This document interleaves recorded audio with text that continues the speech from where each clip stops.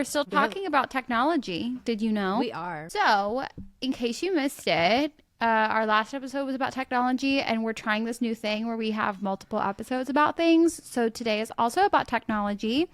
You should go listen to 107 if you have not. But today is smarter. Today we're putting our glasses on. I just pulled up my little document. Oh my God. I have my document up too. Do you want to start with a submission? Okay, so this is the submission.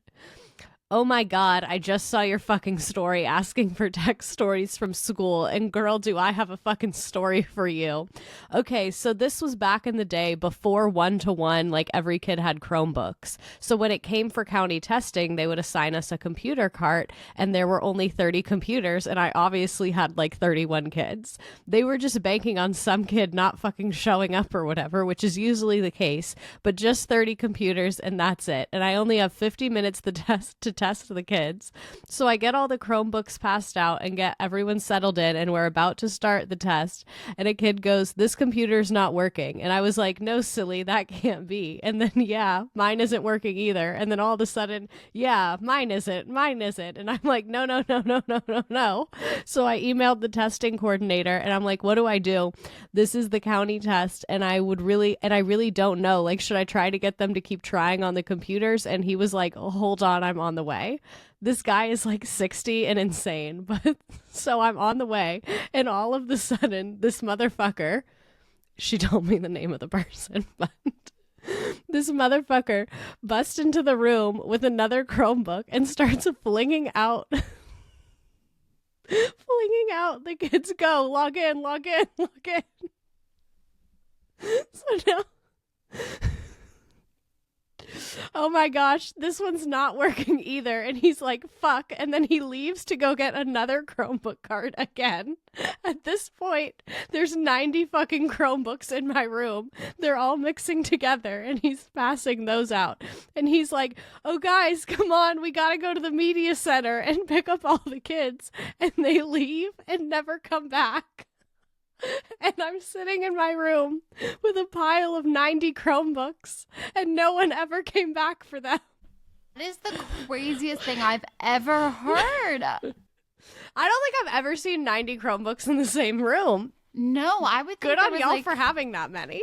I would think there was like a spawning issue. Have you seen the AI videos where somebody like shows corn or something like exploding out of a object at a crazy rate? I really like the one where it looks like food and then it turns into animals. Like it looked like someone was scooping vanilla ice cream, and then it was just like 30 polar bears like cuddling on each other. Those are my favorite AIs. They scare me too. I kind of like it. It's like a haunted house. Which ironically, I don't like haunted houses, but now seeing those videos, I get it. And I've always said, who pays money to be scared? That's fucking weird. But now I'm watching those AI dogs that look like fried chicken, and like, I understand. I like How that do scared. I not know? You know what that reminds me of? Now that you mention them, I'm sure I'll see them pop up all the time. But I have only seen like a CAPTCHA. I don't know how to say that word out loud, but it's like you have to select the little things. Mm-hmm. And I got an AI one of them when I was trying to log into Discord. It was like, what pictures match this vibe? And it was like noodle dogs. And I had to pick the things that were also noodle dogs. And I was like, what are we doing here? We've lost the plot. Like, I'm getting canceled right now for using AI, and everyone keeps telling me that a Google search can do the same thing. I am not going to break down my workflow to you. Just trust me, it can't. Google now uses AI when you search Google, no? It does. But like, so the main thing I use AI for is like multiple different departments. This is very in line with technology. Multiple departments at my district will ask for similar things, but in different formats and slightly different versions. Or they'll send me, like, I have to take data that's from Excel and then put it into a PDF thing. So the main thing I use AI for, and I literally pay like a gazillion fucking dollars for ChatGPT Premium, is I'll upload multiple documents and be like, take these numbers from document 3 and type up a report for document 4. Like, and I tell it to kind of use documents to fill in each other. And like, you just can't do that with Google. So like, I'm sorry, I'm killing the planet. I will stop eating almonds to like counteract it. So like, we're neutral now, I think. I forgot about the almonds. Almonds are fucking our planet up. I don't even like almonds. I feel like I need to be transparent that I volunteered that because I don't like them. I'm sorry. I love an almond milk. I'm you know me, Republican milk. When it comes to milk, I identify as Republican. Big milk has ya. It really does. I would never drink milk straight though. For everyone listening, milk to me is an ingredient, not a beverage. I will say that I also obviously don't drink milk straight because it would give me explosive diarrhea instantly, probably. I don't know. But it tastes like pus to me. Anyways, moving on.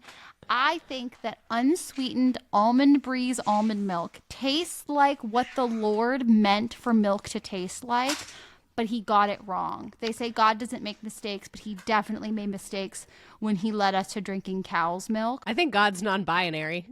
Take that, the Pope. Today, in front of my whole class, my co-teacher asked what my religious views are, and I answered. Speaking of God.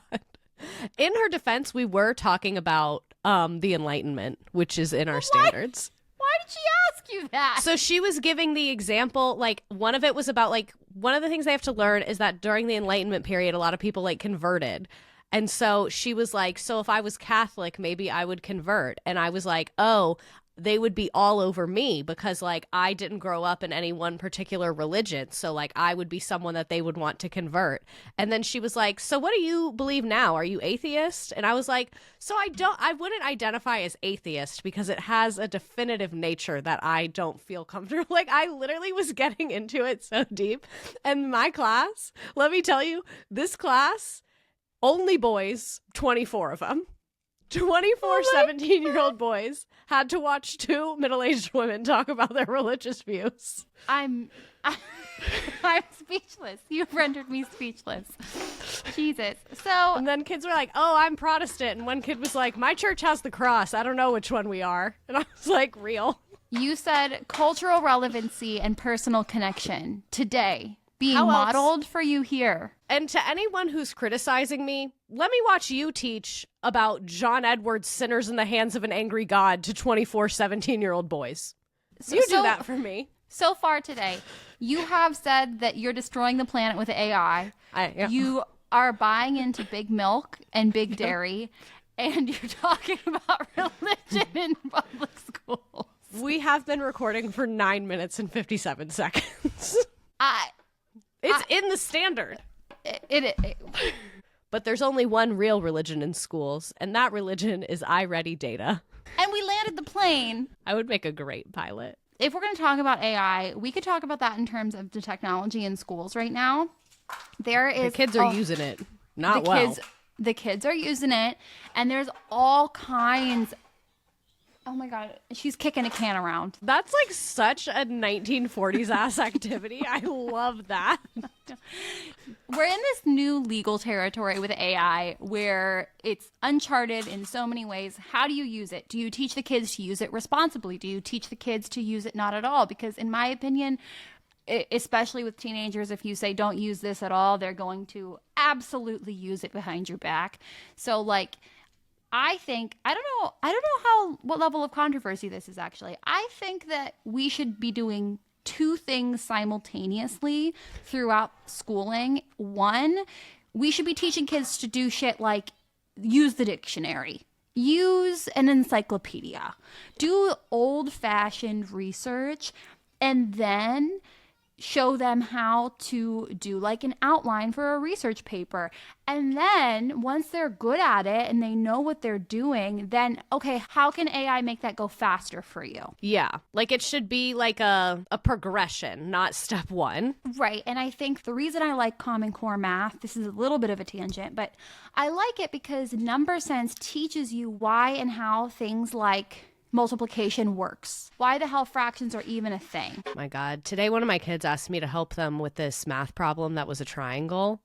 And like the way the class erupted in laughter because he was like, are you good at math? And I was like, sometimes. What are you doing? And then he showed me and it was like a triangle, and he was like, oh, if this is sine, then what is this? And I looked at him and I said, it's really all about your perspective on it. Like, depending on someone's perspective, they might answer that question differently. And the class just started laughing, and I was like, what? And they were like, that was not an answer. Do you not know how to do our homework? And I was like, when I was 17, I did know how to do that. Like, I remember knowing how to do that. And I was like, okay, call me when you're 27. And I'm going to ask you what the cosine tangent is. And let's see if you know.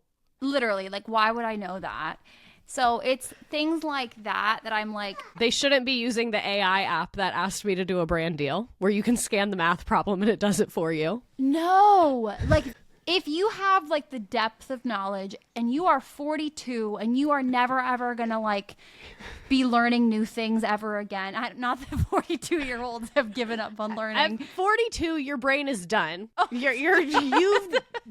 It's downhill knowledge wise. You're gonna just be forgetting, nothing new coming in, just old exiting. I'm just saying, I think that should not be something that is given to a teenager, because if I was given that, I would have been so much worse off with math or English or anything than I already am. So I just think that like the robots should work for us. They should be doing administrative tasks. What the robots should be doing is exactly what I'm using them for, because I'm perfect. I upload to list and say which people are on both of these lists. That is a robot-ass task. Yeah, it is really. It's very difficult to do that in Excel, by the way. I tried many, many times and I fucked it up. I got found out that I made a mistake at my corporate job before I could cover my ass. So with all of this, there are legal challenges right now. So a family in Massachusetts is pissed and they're taking legal action because their son did a paper and the school is saying, you plagiarized, you used AI. And the parents are saying, no, he used like an outline tool and he wrote it himself and blah, blah, blah, blah. And I think they also are mad that like AI wasn't in the code of conduct or something. Yes, it says this remains an open dispute between the two parties as to what the school's AI policy is and whether it was breached. So these are the kind of conversations that we're having in schools, not only like, how the fuck are we going to teach this? And adults don't even know like about ethical AI use. Like, we're arguing amongst ourselves. I think it's pretty unanimous that like AI art is bad. I don't think anybody's disputing that. Not even bad on like a deep societal level. It's bad on a surface level looking at it. It's ugly. It's not good. And yeah, it's morally reprehensible. Somebody told me it's also destroying the environment. I just said, okay, I didn't research it. I believe them. It's because, so I this is like a stupid person explanation. So if you're like also a stupid person, it'll make sense to you. But if you're a smart person, you're going to be like, what idiots? So AI, you know, when you're editing on your MacBook Air and that fan starts kicking. Yeah. So AI uses a lot of computer power. So like the data processing centers get really hot. And so they have to use a lot of water to like cool them down, apparently. So it's bad because it uses a lot of water, and it's bad because it emits a lot of heat into the atmosphere. Okay. Yeah, that does make a lot of sense. So it's bad. So, yeah. So like when your computer fan is like kicking, that's what's happening, but like times 1,000 with like a water fan to like cool down the building, I guess. I don't really know like the details of that. That makes sense. So like using Google also causes the same environmental problem, but AI uses so much more processing power than a Google search does. So that's why a lot of people are mad that AI is like opening and defaulting, because it's like we're wasting energy in places where we don't need it. Because like it does use a ton of energy to use it. So in my opinion, it should only be used like when necessary and opt in. It should not just like appear on a Google search, because like maybe I didn't need AI just then. I could have just found it on Wikipedia. Totally. And I think again, like that's just more of a case for we need to have guidelines and structure around how AI is being used, not just like willy-nilly throwing shit at the wall. And somebody was using AI as a freaking therapist, apparently. I saw a lot of people in TikTok comments saying that, and I was like, oh, we need healthcare reform so badly in this country. I know. I should tell my therapist about that. She would be so scared. Our healthcare system is abysmal. Anyways, that's a whole other. Okay, I'm losing it. But one of the law professors at Ohio State University, Amy Schmitz, she talked to parents.com about this, and she was like, we're going to see more of these lawsuits coming about, and it's going to come down to specifics every single time. She says, you go to one school and they're like, we banned it completely and nobody's allowed to touch it. And then I'll ask them, what about spell check? And they're like, well, that's okay. And she explains spell check uses AI. Yeah. I mean, those are the nitty gritty details that it's coming down to. That court case in Massachusetts, can I just say, I'd like to meet the teacher that said, yeah, let's go to court. I'm not changing it. I'd like to meet you. And I think any of my students, none of them listen to this, but if any of you have found yourself here, I have all the time in the world. Yeah. And the thought of wearing a pink pantsuit to your parents in court is incredible. Play with me. Like I always say, I support teachers' rights and teachers' wrongs. I don't give a shit who's right or wrong. I love that you went to court. I love Like that. you're like, yeah, I am going to go to court over the 11th grade research paper. Yeah, as you should. Yeah, they're like, As I'm you going to set a should. fucking precedent today. I'll appeal it to the Supreme. Let's get Clarence Thomas on this. I mean, you brought up AI right off the bat, and I think that's a huge freaking part of technology in schools. Like, it's at the forefront of the conversation. Mm-hmm. I also saw a lot of stuff about the digital divide, the fact that not all students have equal access to technology. I think this was really highlighted during COVID when we first went into lockdown and students fully did not have internet at home. And like I would have kids literally on Zoom with me on like a 4-year-old iPhone trying to do all of their work in the Notes app. I mean, we were sending home hotspots, and I was Yeah. like, what's a hotspot? Oh, it's just an iPhone. Ours were from T-Mobile, and they were like these little, they were black, and they had like the pink T on them, and they had like 3 little buttons. Cute. And then I saw in some place they were like parking trucks in certain neighborhoods. Oh my God. They literally had that's like a cool. Wi-Fi truck and just like parked it in the poor neighborhood, I guess. Oh my God. I kind of like that. It's like a traveling library, but traveling internet to give And they people said, access. children, come to this van. Well, I bet that worked better than the hotspots because the hotspots sucked ass, to be honest Ours with were you. slow. The kids said they could like type and do Google Docs, but they could not watch videos. Let alone load my beautiful Bitmoji classroom. The Bitmoji classroom is something. It's all we had. Like I said in the episode where we went over our Bitmoji classrooms, it was taking control in an uncontrollable situation. And boy, did I go off the deep end to do that. But Yeah. if you have really great resources in school, it's super easy to be like, oh, they're fine. And then you like forget that like what you're sending home, if you're sending home homework has to be, you have to know if the kid has access to internet or not. They have those little minutes on whatever app company your school has. I'm sure they get minutes. Oh, you have your minutes, your modules. Yeah. That's also, I was kind of debating a similar thing. We were talking about this today in a meeting. Today I showed up to a meeting and stayed the entire time. So Oh my God. not to brag, and I was collaborative in nature. Shut the fuck up. Did they put a no. sticker on your sticker chart? No. We were leave it in.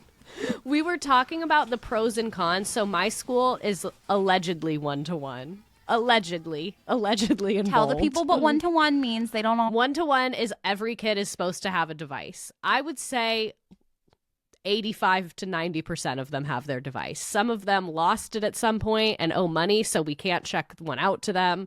Some of them pretend to not have one to get out of doing work. So today we were debating the pros and cons of us staying like we are 1-to-1. The kids check out a Chromebook and carry it with them and take it home versus having a cart in each classroom. And that's what we were talking about is I was like, my preference would be to have a cart in each classroom, but because I don't assign homework, but for a lot of kids, they like a lot of classes do assign homework. And so we were just talking about how like that would make things a lot easier if we had carts in the classroom. But for the homework and the home access reason, that's why it's like not that plausible for us to do that. Yes. Did your school use Schoolology? No, we use Canvas. Not Schoolology. Why the fuck did I say that? Power School. Does your school use Power School? Oh, So- I think something at the district uses it on like an HR side maybe, but no, I do not use Power School. I was shocked. I did a video about the Power School hack that happened on December 28th, and I thought the video was going to flop. I thought nobody would care. Everybody cared about Power School being hacked. Everyone was like, what do you mean Power School was hacked? Why didn't my district tell us Power School was hacked? And I was like, That's what you were like. I think you should leave that the way it is. well, I can tell you what happened. Power School sent messages out to every district, and then districts were tasked with telling their employees what happened. Oh, my district would never tell us. There's a 0% chance that would be communicated. And it's really shitty because they're offering credit monitoring to adults who were affected and identity protection for kids who were affected. I wonder what filters the hackers used. They were like, we only want the dumb kids. We only want their credit scores. So one of my personal pet peeves in education is we always say education is underfunded, which is true. But one issue that I actually think is bigger than the underfunding is that the funding we currently have is being used very poorly, in my opinion. Sometimes funding is used great. When I get copy paper, that's good. Just to clarify, whenever the government brings me, and this is the way that my school distributes copy paper, is that randomly, mysteriously, you'll come in the morning and it'll just be on your desk. But no specific intervals, no different amounts. Sometimes it'll be 2 reams. Last week, I got 12. We were very, very good last week. So the Oh my paper God, I fairy actually rewarded was. you. Stop. I went to a meeting and didn't have a question the whole time. Is that what they're doing? Yeah, they are conditioning you like a dog. It's working. They're like, we realized the copy paper to talking is related. So the more copy paper we give her, the quieter she is. They're just keeping you happy. They value you. That's all. As they should. So lots of money that gets spent in education, I find myself asking, why did you buy that? Why did you do that? So, for example, my entire district just got new copiers installed in every school, apparently. So, for 4 days, we did not have a copier while they were in the process of being installed. And then I got an email that said how to register for the new copier, how to register your badge on the new copier. I opened the attachment, 29 slides. Oh, that's too many slides. Perfect. Who has the time? Awesome. And then it said, if you need help, submit an IT ticket. We all know what that means. Go fuck yourself. Oh, absolutely. That is not a good sign. So I was like, you know what? 29 slides. Let's just get in there. And I found a different way to register myself that was much faster, but still annoying. Shared my wisdom with the community. And the copiers we had before, what I will say is they were not new and they had limited abilities, but what they could do, they usually did well. Like, it really didn't jam unless you had, like, card stock or something. If you knew how to mess with the brightness at the right level, you could get a picture to be, like, semi-visible. The staple feature, good. Sometimes it would be a little slow logging in, yeah. Sometimes it would not give you that much of a warning about the ink. Yeah. But at the end of the day, I would say 90% of the time she did come through for me. The new copiers, I have several questions about. This is also on my other hill, which is the shitification of everything. Every product is just becoming slowly shittier. So I'm noticing that our almost 20-year-old copiers were actually much better made than our new ones. Because why does the new one jam whenever I want to staple something? So now I have to do all my stapling by hand. Do you know what it fucking feels like? I do mainly paper-based work with my gen ed students, so I have to staple all their goddamn packets by hand. And by I have to, I mean the poor students in my AP class that finish early have to. And they should be doing something else. Seriously, like, let's advocate for and think of the children who are forced to staple now. Don't they kind of like it, though? They really like laminating. They don't like stapling as much. They really like laminating. If I let them use the paper chopper, oh, that's a good day. Oh my gosh. But yeah, the pictures look 1,000 times worse. They literally, you can't see shit. I don't feel bad about this. I was trying to print It was one page with 2 pictures and like a couple sentences beneath each photo, but the photos were taking up a lot of space. And it was 2 different drawings of the Boston Massacre, and we were going to compare and contrast them for perspective. Both of them printed as almost solid black images. So I think I wasted like $40 worth of toner, but I don't fucking care. Because why did you buy a printer that can't copy a picture? That was black and white to begin with. It's a print from the 1700s. It's not like I tried to print a sunset. It was literally a line drawing. And I don't know how much those copiers cost, and I don't want to know. I like my life not knowing. Yes. And I think that that is good because ignorance is bliss if we learned anything from history. Just the less thought, the better. Yeah. I don't want to know anything about those copiers. My word. And the worst part is it seems like it can staple. It gives you the option, but then it jams on the first one and cancels your whole copy job. So then you have to reload everything. I do have smart people articles. Okay. And speaking of technology, I know both of us have gotten canceled for using AI, but I actually really like this AI platform, and I'm sorry that I'm killing the planet. But it's called Perplexity AI, and you can put in things that you think, and it will find you sources to tell you if they are true or not. So I could put in, like, wasteful spending on technology and education, and it finds sometimes the sources are weird. Like, one of them it found on Reddit, but it did cite it as an opinion. And then it has, like, EdSurge, EdWeek, like, GovTech, more EdWeek, New York Times, and it'll pull articles related to like very specific topics you're discussing. And you can put in like statistics and it'll tell you like, no, bitch, you're stupid, can't find. So I put some stuff in there about this, and this is it kind of summarizing these 2 articles. One is from EdWeek about schools spending billions of dollars on technology in COVID, and then the other one is from the HECRIG report about most EdTech money gets wasted. So it says school districts spend between $26 billion and $41 billion annually on technology. I'm gathering that that's the entire United States, not one individual district. Much of this investment fails to produce meaningful educational outcomes. The spending is often categorized by purchasing technology without long-term implementation plans. So like that die cut at my school that we don't have the computer to make it work. Like we only have one half of it. Buying devices that quickly become obsolete. This happened a lot when I was in high school. I don't see it as bad now. And then investing in products that have little proven educational benefit. I think this is also hardware and software. Like a lot of the money that gets spent on like, I don't want to call out any companies by names, but a lot of these little fucking module, climb the ladder, reading math to the moon things. Gosh, yes. This isn't exactly funding that was allocated for technology, but ESSER funds were really, really misused, and a lot of it was technology. That's what the EdWeek is talking about.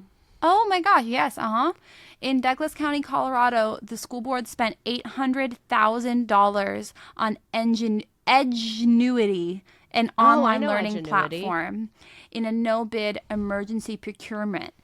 This is from defendinged.org. Rather than use local teachers, the platform utilized pre-recorded classes for students to watch, and after a period of delays that was nothing short of chaos, students were finally able to begin using the online platform. Students and teachers were highly critical of the program, and the district stopped using Edgenuity several weeks into the school year but did not receive a refund for their $800,000 payment. And imagine if you literally just bought $800,000 worth of high quality printers and paper for every single classroom and told teachers, like, you got it. Print those articles, print those graphic organizers, make these workbooks, baby. Oh, this is so unrelated to technology. It's actually kind of anti-technology, but I'm thinking about doing this thing to review for my kids' AP exam where I'm going to either force them to buy and then I'll buy some, because also, can I just say, I used to work in like an extremely impoverished district, and now I work in just a lower middle class district. Night and day. Being able to be like, bring a notebook, and 80% of them do it, night and day. Anyway, composition books where they can like make a little review book, you know? Because I've done digital reviews before, but I feel like I just cheat on all of them and forget them. So I was going to do like, in elementary school where everyone would go get their composition books and then glue in today's little thing. I think I want to do that for them because I'm so tired of their little Chromebooks. I think that's perfectly valid. I think that like we talked about earlier in this episode, but the other day for you and I, it's like teaching kids how to do things by hand is a must. Like Yeah. using your brain and doing things by hand before you have technology help you.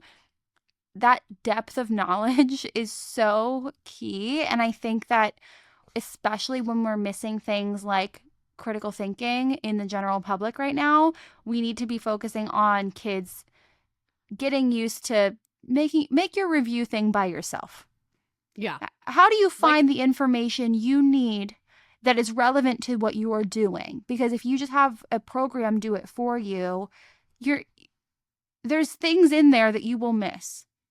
Yeah. And like the skill of being able to source information. Like I've seen the way that my students have been taught to get information and learn from something is very indicative of the way that they're tested. So a big thing in standardized testing, in at least the state that I live in and in most states, is giving kids passages and then expecting them to read about them, to read them and be able to answer questions about the passage and write essays or short answers about the question. So I noticed if I don't give them an article, a passage, a look on this page, they really struggle. So one thing I did, I made a video about this because I literally felt my mind ascending. So I had an activity that we were going to do on Thursday and Friday. Thursday morning, I kind of realized school's going to get canceled on Friday. It's looking like inclement weather is coming. And this activity was very much part 1, part 2. So I didn't want to do part 1, not see you for 3 days, and then do part 2. So I was like, let me just think of something real quick, like pull it out of my ass to do with these kids. And keep in mind, this is with my new class. So this is our 3rd day of class together.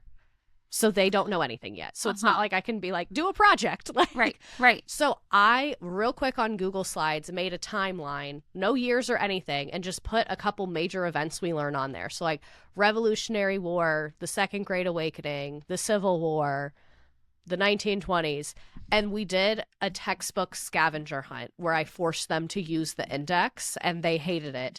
And we did in whole group. I showed them the textbook and the internet, and like I showed them to use how to use Britannica and Britannica Kids.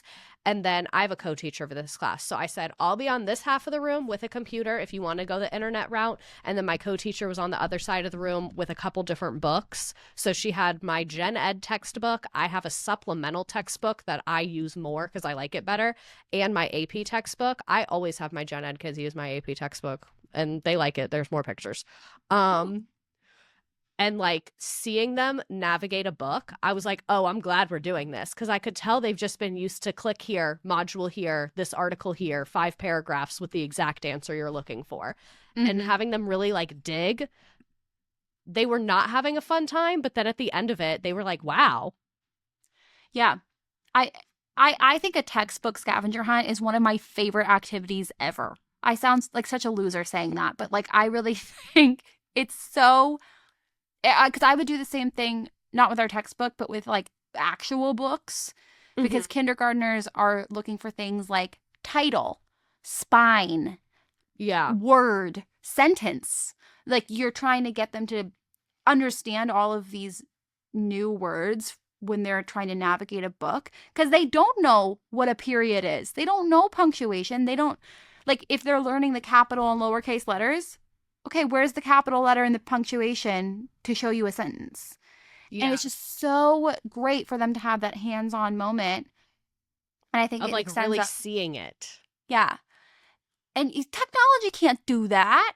No, it really can't. And like there's a lot of things technology can do that physical pen and paper can't. And I think that that's what technology's there for. And we're stupid if we try and have it replace physical books and physical media and stuff.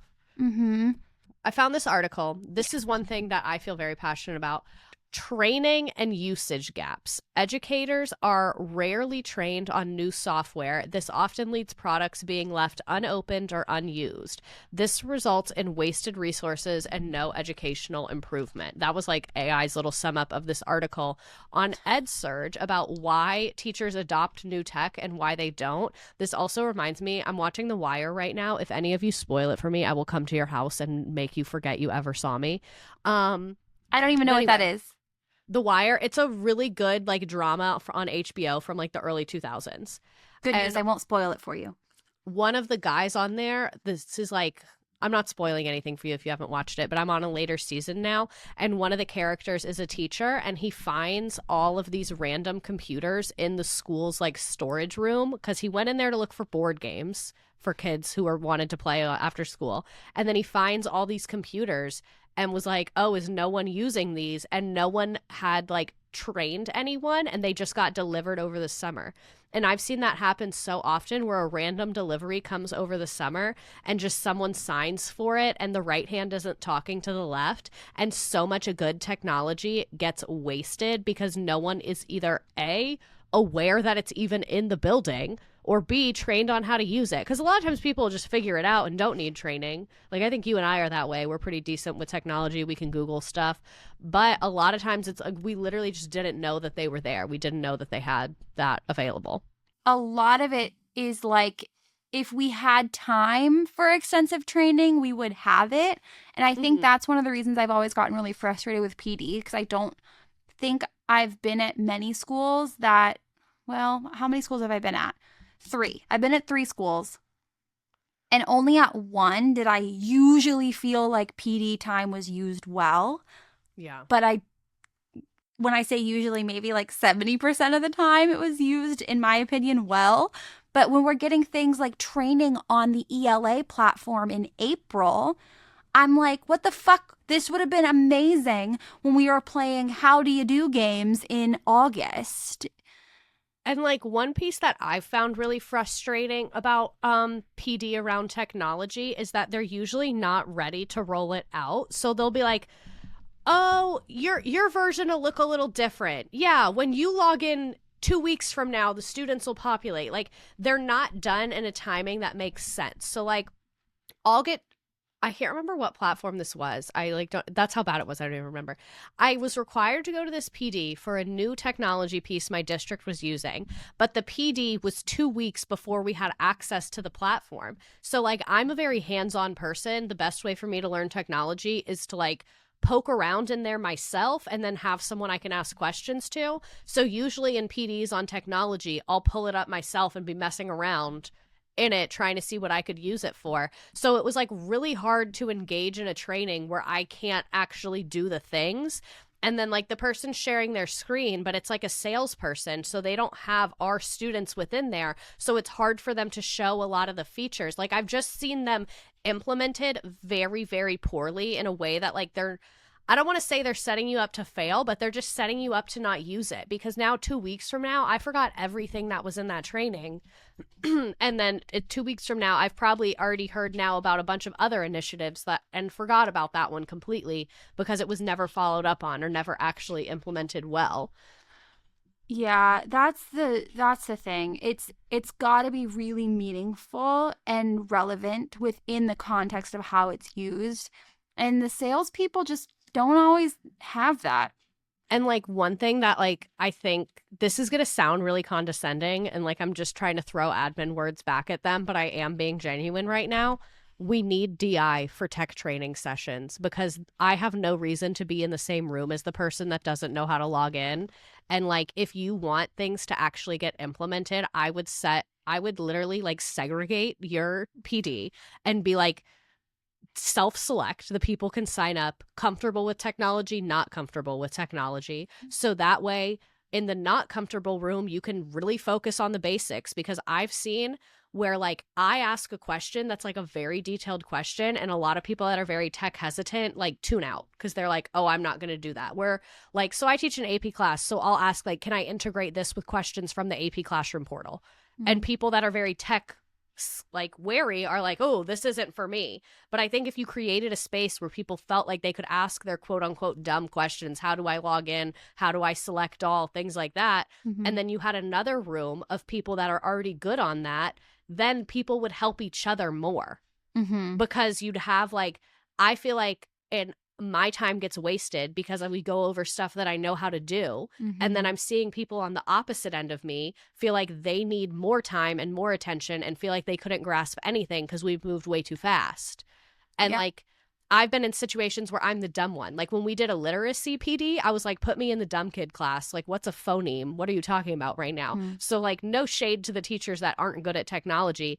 I think these rollouts would just be more effective because then I would have time to actually get comfortable with it and we could answer each other's questions as opposed to us all just leaving feeling like we didn't get what we needed from it. That's a hugely good note. That's really, really astute because So, I think that would help DI in me. so many things. I mean, we need to be differentiating the Yeah. PD. So I want to read a little bit from this Ed Surge article, and it was kind of going along with what you were saying about time, and like teachers don't have enough planning time, so they're not going to have enough time to implement new technology. Also, I think we really underestimate how long it takes students to get comfortable with new technology. I think we look at them as like, oh, you're Gen Alpha, get on the iPad, you know what to do. But like I have to teach them how to log into your email, how to save your password. Oh, God forbid I have to have them log in somewhere, 20 minutes of everyone resetting their password. And then because I take their phones, then they have to go get their phones to do their fucking verifications with their little codes and apps and whatnots. I digress. But anyway, this is more of like an opinion piece from, what's her name? Tegan Carlson.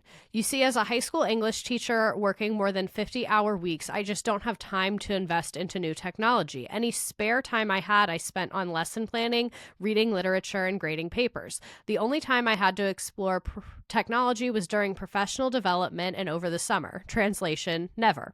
The district mandated PD tech instruction I experienced was inconsistent, infrequent, and seemed to focus heavily on early education apps like Class Dojo. And the summer, who are we kidding? I am not spending my summer in a self-induced comatose state. Well, like, what are we asking teachers to do? We're not paying them outside of contract hours. And then any type of training, they're saying you have to do it outside of contract hours. Like, that's not how this works. What I hate is when people are like, so I get paid in the summer, but I don't work in the summer. And they're like, oh, you're getting paid for nothing. And I'm like, no. I'm receiving the money that I earned in fucking April when I was in the trenches. Yeah, I did division with my district to make sure that I wasn't earning $0, but you already earned it. You're just being given it now. I do feel bad for the people who like don't get paid for like a full month in December. That sucks. Yeah, it's really bad. Because what my district does is they just take your salary and then you get paid on the 15th and the 30th. So I want to read more from this lady. She says, it's unfortunate. There's a ton of great technology to support teachers and enhance the learning experience. And if investment trends in ed tech are any indication, we'll see even more innovation in the upcoming years. The problem is not scarcity. It's product design and marketing. Because no matter the business model, whether the technology is marketed and purchased at the district level or whether it's a free app marketed to the teacher consumer, the product will have a short life if the teacher doesn't use it. To increase conversion and build a loyal customer base, research and development and marketing efforts need to focus on the return of the investment. And this is what you and I were saying, is that so much of the technology, you can tell it's built for administrators and then it ends up failing and then they ask why it's failing. But the teacher end and the student end is just so clunky and difficult to use that they're just never going to like land the way people want it to. And like when I think about how much money my district has spent, so we use Clever. Do you know what that is? Yes. So I used to like kids log in through Clever, and when the amount of apps that I see on there that I have no idea what they do, I have no idea what they're for. And like, I want to spend a day just literally going on Clever and opening every app on there. And then half of them I open, it's like, your district no longer uses. And I'm like, well, why are you here? Oh my God. Just put it in so Clever and bad. forget it. And I just want Google Classroom. I miss you, Google Classroom. Google Classroom. Oh, look, we're okay. Anyways, never mind. Anyways, I think at the end of the day, thinking about how students and teachers are actually using this technology and training them to do so is good for everyone. Like who is this? EdSurge, EdTech? EdSurge. And it was like an EdSurge. opinion article. I mean, they're so right that it will shorten the life of the product being used if it's not implemented and rolled out well. because people are And gonna if be it like, just "Oh, this shit sucks. doesn't work for me. Let's get something else." But I love where students have a join code and they don't have to log in through a platform. So like Blookit, Nearpod, Quizlet Live, anything like that where it's just the Quizlet Live where it's a QR code. Oh, I love that. They all turn their little Chromebooks around use the webcam. And it's so quick. God, literally, yes. That's even a child can do it in my classroom back in the day. All right, my baby's crying, so it sounds like that's a wrap on my experience here today. We hope you enjoyed our multi-part technology episode. Let us know if you love the multi-part, if you hate the multi-part, if you want us to delete the whole podcast, and we'll do it. Yeah, at this point, I don't fucking care. I love you. Bye, you guys. Bye. We like you very much. We Good really luck with do. your jobs. Good luck. It's rough out there. Quit or Hopefully it don't. snows and you don't have to go to school. Lord willing. All right, bye.